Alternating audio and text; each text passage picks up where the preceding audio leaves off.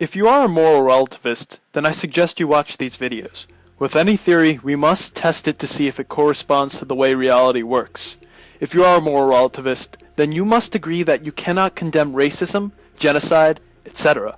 Why? Because no moral worldview is more right than another. Condemning someone else's preference of morality is like condemning someone else's preference of ice cream. I want to ask the moral relativist a few questions. If you really think right and wrong is subjective, then why get angry at a man who says, black people deserve to be slaves by virtue of their ethnicity? Isn't he expressing a moral worldview that's equally valid to your own, since no moral worldview is more right or more wrong than another? Why be outraged at genocide? Aren't those who commit genocide simply carrying out their opinion of right and wrong? The reason we call those things outrages is because we find other moral worldviews to be incorrect. If there really were no objective standard of right and wrong, then how is it that we can compare moral worldviews to see which one is more valid? The moral relativist says, we can't. But then, why would the moral relativist be outraged over other people's expressions of morality? Why would the moral relativist be outraged when he sees a child being beaten or a mother being starved? C.S. Lewis put it like this: my argument against God was that the universe seemed so cruel and unjust. But how had I gotten this idea of just and unjust? A man does not call a line crooked unless he has some idea of a straight line. What was I comparing this universe with when I called it unjust? If you call something out as unjust, it means you are comparing that action against a perception you have of justice. But wait, I'm comparing their standard against my own perception of justice, says the moral relativist. But this isn't true for several reasons. Number one, how did you decide that your standard of justice was more valid than someone else's? When you compare your standard of justice against someone else's, you must be comparing both standards to a third standard you perceive. Otherwise, if you were simply comparing your standard of justice to someone else's, and if you then declare yours to be more valid, you're using circular reasoning. You are in essence saying, my morality is more valid because I say it is. Your perception of the good may be flawed, but the fact that your perception of it is flawed no less denies its objectivity as the fact that the perception of a straight line a man has denies the objectivity of straightness. As a moral relativist, as pointed out in earlier videos, you have just as much of a basis to condemn someone else's moral worldview as I do to condemn your choice of ice cream. If you are a consistent moral relativist, you have to refrain from making moral judgments on other people.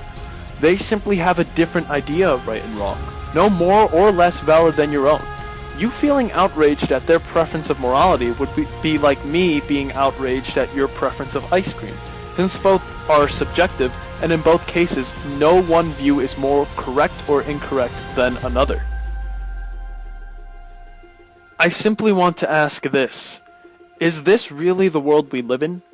The answer is a resounding no. Why? Because no one can live their life as though the Hitlers or Stalins of the world didn't have a jacked up view of right and wrong. No one can be a consistent moral relativist. Everyone who calls out other people's actions as unjust assumes that their own idea of justice is more valid. If moral relativism were true, that assumption would be false, leaving no foundation to call out injustice and perverse views of right and wrong. The belief in objective morality would fall into a category of beliefs philosophers call properly basic. Properly basic beliefs are beliefs we can't prove with 100% certainty, but hold anyway on the basis of experience. For example, it's possible that the world was created 5 minutes ago, complete with illusory memories, food in my stomach from meals I never ate, and the appearance of age. You get the idea. I can't prove that's not the case. It's possible that I'm a brain in a vat being stimulated by electrodes and the whole world's an illusion. I can't disprove that either. However, I'm rational to reject those conclusions given two things: the testimony of my experience of this world, and the fact that there's no evidence that falsifies my experience. Every day we see injustice in the world. Every day someone is raped or murdered or oppressed. Every day we cry out for justice.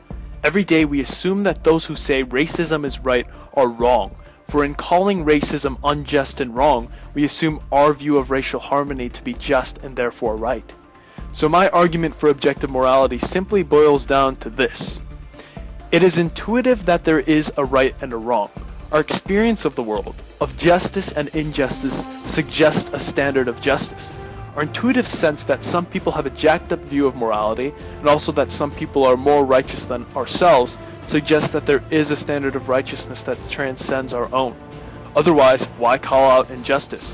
Why change our views of morality when we feel that there are more accurate views? Morality, therefore, is properly basic.